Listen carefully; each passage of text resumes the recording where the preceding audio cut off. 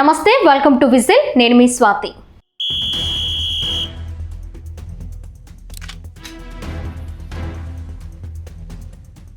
దేశ రాజధాని ఢిల్లీలో సోమవారం సాయంత్రం కారులో జరిగిన పేలుడు యావత్ భారతదేశాన్ని ఒక్కసారిగా ఉలిక్కిపడేలా చేసింది. ఈ కేసులో కారు నడిపిన ప్రధాన నిందితుడు డాక్టర్ ఉమర్ నబీ ఇంటిని భద్రతా దళాలు కూల్చివేశాయి. జమ్మూ కాశ్మీర్ పుల్వామాలోని అతడి ఇంటి వద్ద గురువారం అర్ధరాత్రి తరువాత కూల్చివేత ప్రక్రియ జరిగినట్లు అధికార వర్గాలు వెల్లడించాయి. అయితే ఇప్పటికే పేలుడు ఘటనకు సంబంధించి అధికారులు దర్యాప్తును వేగవంతం చేశారు. ఈ నేపథ్యంలో కీలక పరిణామం చోటు చేసుకుంది. సోమవారం ఎర్రకోట వద్ద జరిగిన పేలుడులో 13 మంది ప్రాణాలు కోల్పోయారు.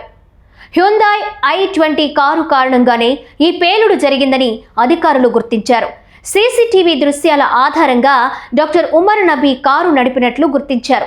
కారులో దొరికిన ఆనవాళ్లను అతడి కుటుంబ సభ్యుల డిఎన్ఏతో పరీక్షించగా ఇక కారు నడిపింది ఉమరే అని తేల్చారు. ఈ పేలుడులో అతడు కూడా ప్రాణాలు కోల్పోయినట్లు అధికారులు నిర్ధారించారు. హర్యానాలోని ఫరీదాబాద్లో ఉగ్ర మాడ్యూల్ను అధికారులు ఛేదిస్తున్న క్రమంలో ఈ పేలుడు ఘటన జరిగింది. నిందితుడు ఉమర్కు ఈ మాడ్యూల్తో సంబంధాలు ఉన్నట్లు అధికారులు గుర్తించారు. ఇక ఈ ఉగ్ర నెట్వర్క్ వెనుక ఎవరున్నారనే దానిపై అధికారులు దర్యాప్తును వేగవంతం చేశారు. అంతకుముందు అనంతనాగ్లోని ప్రభుత్వ వైద్య కళాశాలలో ఉమర్ పనిచేసినప్పుడు ఆయన ఉన్నతాధికారిగా ఉన్న డాక్టర్ జిలానీ ఉమర్కు సంబంధించి కీలక విషయాలు బయటపెట్టారు.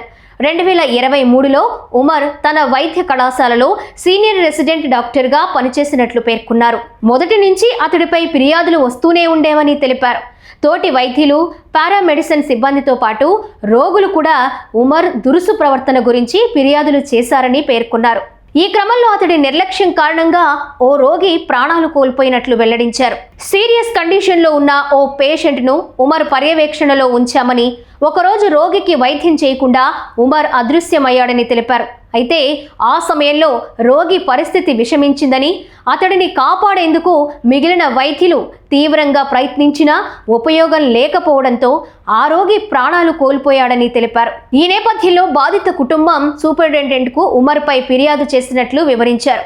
దీనిపై సీనియర్ వైద్యుల కమిటీ దర్యాప్తు నిర్వహించి ఉమర్పై చర్యలు తీసుకుందని, అందులో భాగంగా అతడిని విధుల నుంచి తొలగించిందని పేర్కొన్నారు. అంతేకాకుండా ఉమర్ నబీ దేశంలోని పలు ప్రాంతాలలో ఉగ్రదాడులు చేయడం గురించి ప్రతిసారి ఉద్వేగభరితంగా మాట్లాడేవాడని తెలుస్తోంది. డాక్టర్ ముజమిల్ ఆదిల్తో కలిసి దాదాపు 2 ఏళ్ల నుంచి అమోనియా నైట్రేట్ వంటి పేలుడు పదార్థాలను అతడు సేకరిస్తున్నట్లు సమాచారం. వీటిని ఉపయోగించి పాక్కు చెందిన జైషే మహ్మద్ ఉగ్ర సంస్థ కోసం దేశవ్యాప్తంగా దాడులు చేసేందుకు సన్నాహాలు చేసినట్లు బయటపడింది.